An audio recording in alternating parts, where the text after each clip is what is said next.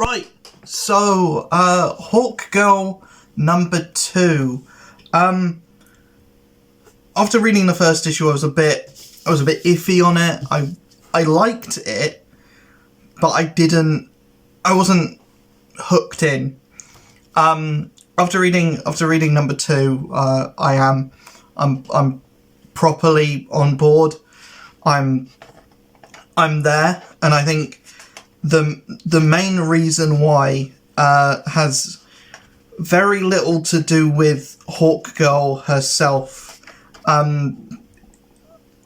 My biggest complaint about the book, and I'll get this out of the way because the rest of the video will be me talking about all the positives, because there are a lot more positives in this book than there are negatives, but and it seems to be a problem that I've had with a lot of books recently, is that Kendra Saunders, Hawkgirl, isn't the most interesting character in the book. It doesn't feel like she's getting, development, she's getting a character, she's getting things to do, but she's not being allowed to really stand on her own yet. And yeah, we're only 2 issues in, but it's a 6-issue mini, and the next issue she's going to Gotham to hang out with Batman. So what exactly is gonna, she's probably gonna get overshadowed by Batman in the next issue. So, I hope the second half of the book, even though I've seen in solicitations that issue 4 is going to have Power Girl and Supergirl in it as well. Which, I mean, obviously you're setting it Metropolis. A lot of superheroes are in Metropolis at the moment, so you're going to have them showing up. And it helps it feel like more of a succinct universe. Because a lot of complaints about Marvel and DC is, oh, this big thing's happening, why don't other characters get involved? But this book is like, everyone's gonna get involved, and it's just like, it's just supposed to be a Hawkgirl book.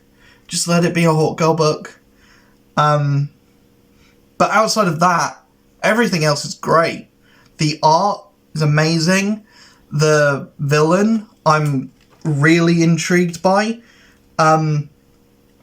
It's more the design of her kind of like minions, not really minions, but throughout the book, in the last issue, there was a girl that when she was younger asked for a horse, or asked for a pony, and was given a pony by the villain in the book, Vulpecula, who is wolf themed, but not vampire themed. So, I talked about that in the last issue. Vulpecula made it sound a bit like it's going to be a fox werewolf hybrid, but it's not. Or kind of, she is kind of using the energies of these people, and in this issue, there's 2 more that are introduced that are like characters that when they were children wished for things from Vulpecula, and then this character is coming to collect, and she wants Nth Metal to go back home, and so she's using the energies of these people that have granted wishes. Have granted wishes to her, or that have asked her for things early on in their lives.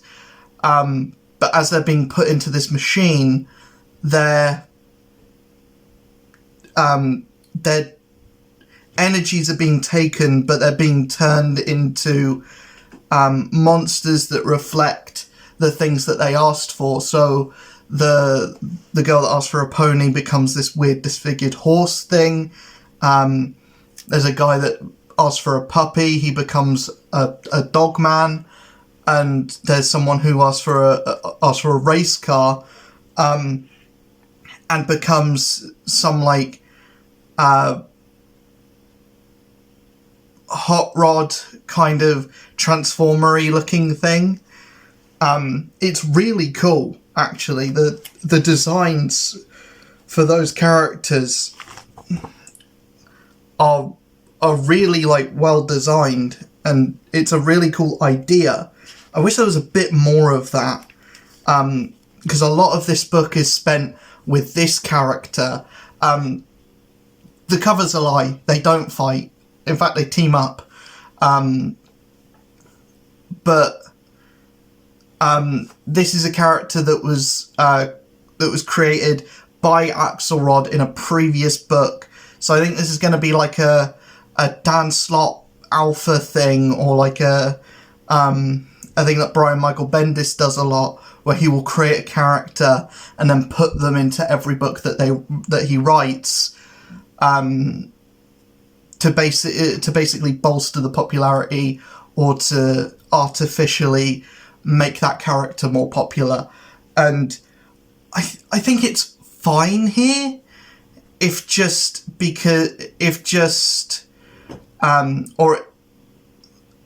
think it's fine, but you have a character that's so much more powerful than your main hero as a side character, and you're trying to push them more, and it feels kind of like you didn't want to write Hawkgirl, but you were given Hawkgirl, so you had to but you're making it a shadow book about your original character. That's what it feels like anyway. I don't mind it. I think the character's interesting, but I would prefer it be about the character that's in the title of the book than be about be a shadow book for your original character. There is a cool action sequence at the end of the issue, but it ends very abruptly with Hawkgirl getting beaten by Vulpecula, and she's like, I will take your wings because I need the nth metal, but you have to come to me for it to work. So I'm just going to take one of your wings.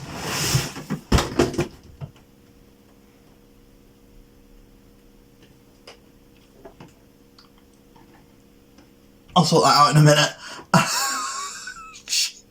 I'm just going to take one of your wings, and then we'll fight in a later issue. I just feel like that's a bit of a lazy way to extend the book. Either don't have the characters meet until the end, or have it come to a stalemate, or have it be like the villain thinks that they've killed the hero kind of thing. Don't just say, oh yeah, I'll beat you later, but you've got to come to me, because that just feels a bit like a cop-out. It just feels like a bit of a cop-out ending, kind of. But that's just me. I don't know. But yeah, a decent second issue. I am on board, because I like the stuff that they're doing with the villain. But I do hope for a bit more Hawkgirl in the Hawkgirl book. I don't know if I'm the only one that thinks like that, or that has been thinking that. But yeah, if you've been reading this book, let me know in the comment section below what you're thinking of it. And yeah, I will see you guys in the next video. I do still recommend picking up this series. It's only a mini, so why not? If you're a fan of Hawkgirl from the Justice League animated series, this isn't that, but I think this is still going to be something that interests you, and this might be what they decide to do, or what James Gunn decides to do in Superman Legacy, and any Hawkgirl thing that happens after that, if she gets her own show, if she gets the thing with Hawkman. But yeah, I like this. can't say that I love the miniseries yet. We need to see where it goes, but I'm interested, to say the least. And as much as I don't like that she's kind of traveling the DC universe, teaming up with different heroes, I am interested to see this writer and what voice they have for Batman, because it's always fun to see what other writers' voices for Batman are. But yeah, let me know in the comments below if you've read this, if you like it. If you don't, I'll be interested to know why. But yeah, I'll see you guys in the next video. Hopefully you enjoyed this one. Peace.